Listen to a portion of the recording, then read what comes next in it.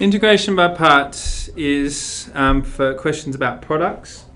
So, for example, it's great for that. I know this doesn't look like a product, but it's also great for that.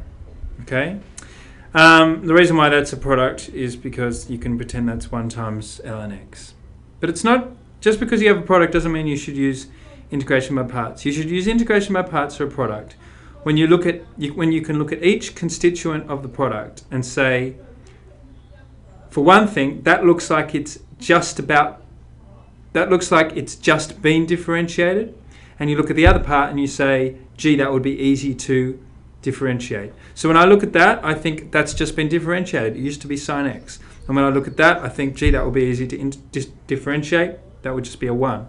When I look at this, I think that's just been differentiated. That used to be an x. When I look at this, I think that'd be easy to differentiate. It will be 1 over x. Now, once you made those decisions, just do a little table over here. Decide what you would like to differentiate. Call that x. Prove in your heart that it's easy to differentiate it by differentiating it.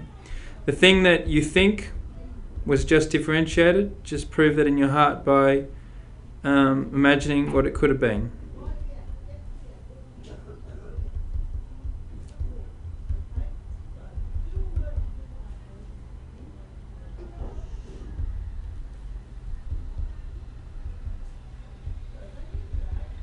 Okay, and the way you actually do the question is by turning this product, which is hard, which featured that and that, or in this case, that and that, you switch it so it doesn't mention that and that, and that and that. It instead mentions that and that, and that and that. And hopefully that product will be easier. So check this out, it's amazing. Instead of that and that, I get this and this. And what could be easier to differentiate than that? Integrate than that. Now instead of that and that, I switch to this and this. And what could be easier to integrate than that? Now of course you can't just change it, you have to do an adjustment. The first adjustment is that you need to subtract this. And the second adjustment is that you need to form right out the front, not to be integrated, but just to be there, you need to form a product of your 2 undifferentiated things.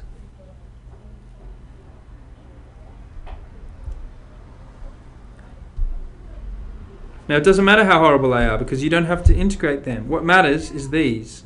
So the final answer to the first one is x sine x plus cos x plus c. The answer to the second one is x ln x minus, that's just a 1, x plus c. So we're done.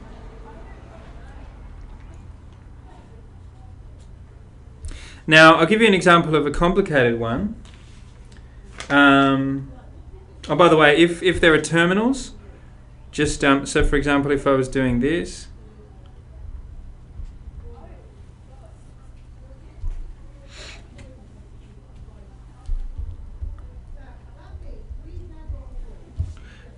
so that would be so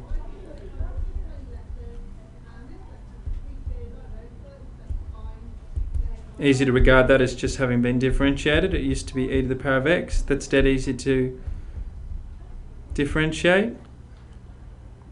That becomes 2x. So we do a switchy switch. Instead of this and this, we make this and this. We need to transfer the terminals across.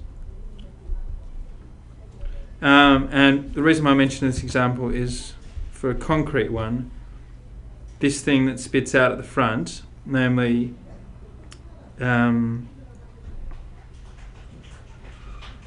this and this, that needs to have terminals on it. Okay, now this example illustrates that the whole point of this technique is to turn something hard into something easy. This is not easy, but you can use integration by parts again on that. And then you'll be sweet in no time. Okay, now I'll give you a little complicated example where you think that something's gone wrong, but in fact it hasn't. It's for this. Okay, so I'm going to integrate this by parts.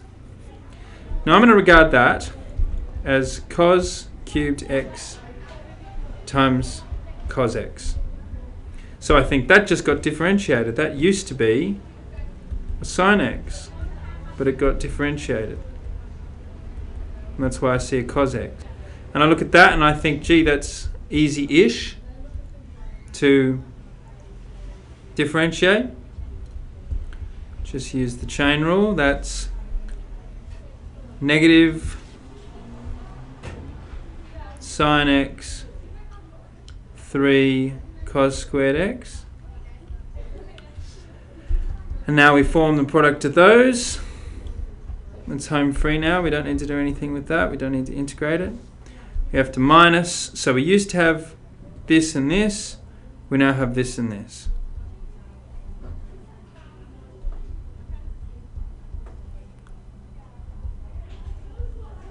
And with a bit of mathsmosis, that 3 can go out the front. Okay? Now I said to you that the whole point was this supposed to be easier. Now is it easier? Well, in fact it is. You just use an identity.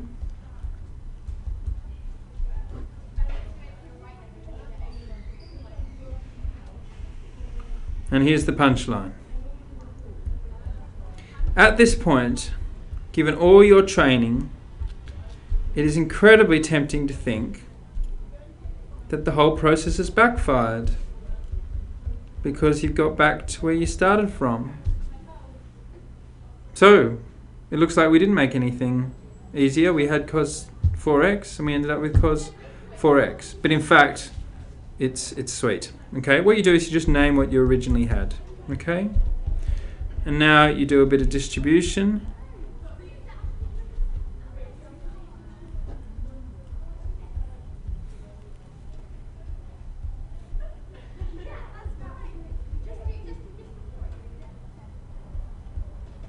And now you collect like terms.